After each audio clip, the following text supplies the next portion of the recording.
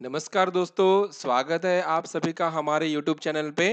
हम पढ़ रहे हैं प्रोटेक्टिव डिवाइसेस के बारे में और आज का हमारा टॉपिक रहेगा फ्यूज और HRC फ्यूज। ठीक है। अगर आपको हमारे वीडियो अच्छे लगते हैं तो प्लीज इसे लाइक कीजिए, शेयर कीजिए और सब्सक्राइब कीजिए। तो चलिए आज का टॉपिक हम पढ़ते हैं फ्यूज के बारे में। तो हमें जानना है फ्यूज होता क्या है। ठीक है। तो जैसे कि आप सभी ने ये फ्यूज तो देखा ही होगा, ये simplest form of protective equipment है। ठीक है। तो फ्यूज होता क्या है। तो ये फ्यूज जो होता है ये मोस्ट कॉमनली हर जगह पे यूज होता है। हर कंपोनेंट में आपको ये मिल जाएगा, जैसे कि टेलीविजन, रेफ्रिजरेटर, कंप्यूटर। ठीक है। जो कि हमें फॉल्ट से प्रोटेक्शन देता है।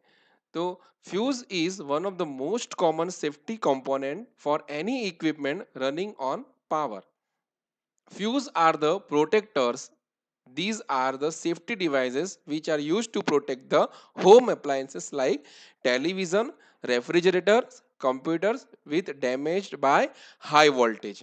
ठीक है, मतलब हाई वोल्टेज से हम होने वाले डैमेज से ये हमें बचाता है।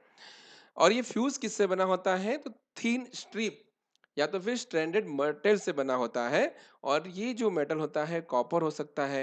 राइट, डिफरेंट टाइप्स के मटेरियल उसके यूज होते हैं।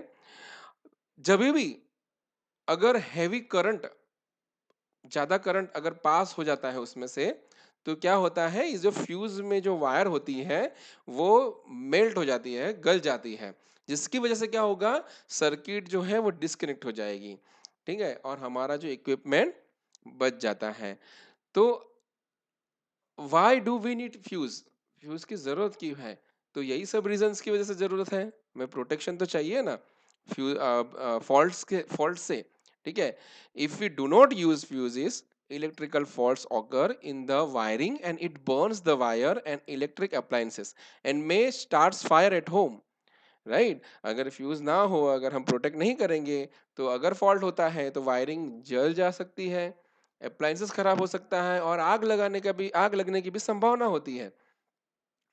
The lives of television, computers, radios and other home appliance में also put at risk.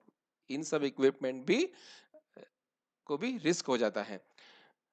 When the fuse goes, a sudden sparks occur, which may lead to turning your home into sudden darkness by disconnecting the power supply, which saves any further mishappening. मतलब जब भी fuse उड़ जाता है, जिसको हम उड़ जाता है ऐसा बोलते हैं, राइट, मतलब वो जो वायर होता है अंदर का, जो स्ट्रिप होती है वो मेल्ट हो जाती है फॉल्ट होते ही। राइट, तो इससे क्या होता है कि सडन एक स्पार्क होता है और अंधेरा छा जाता है हमारे घर में, क्योंकि वो सब इक्विपमेंट बंद हो जाते हैं।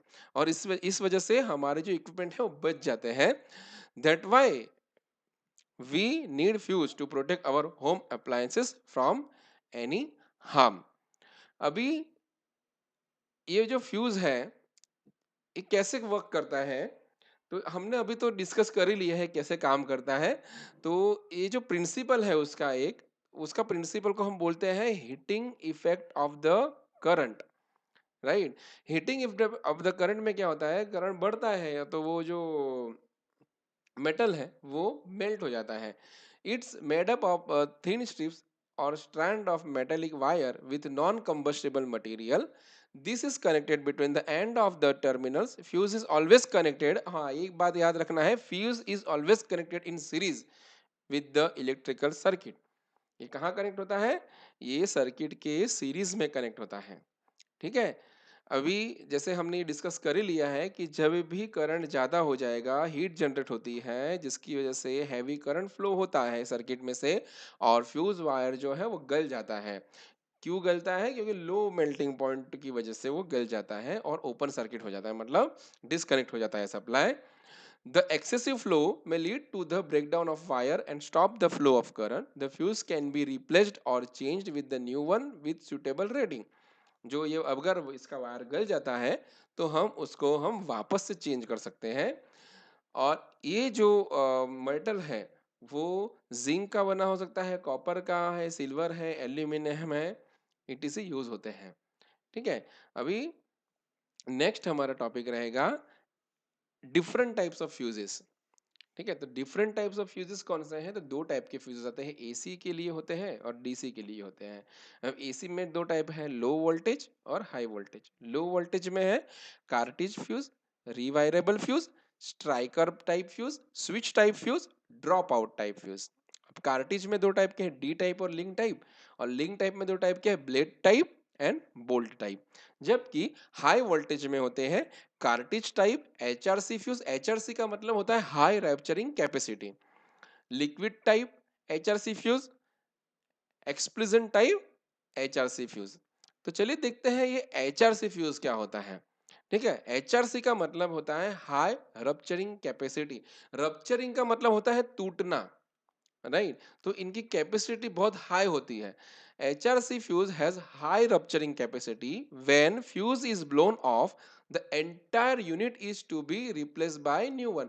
जैसे वो सिंपल फ्यूज था, उसमें सिर्फ हम उसकी जो वायर है वो बदल सकते थे, इसमें ऐसा नहीं कर सकते, इसमें पूरा यूनिट ही चेंज कर देना पड़ता है। ठीक है। This type fuse contains a fuse wire in it which carries the short circuit current safely for a given time period.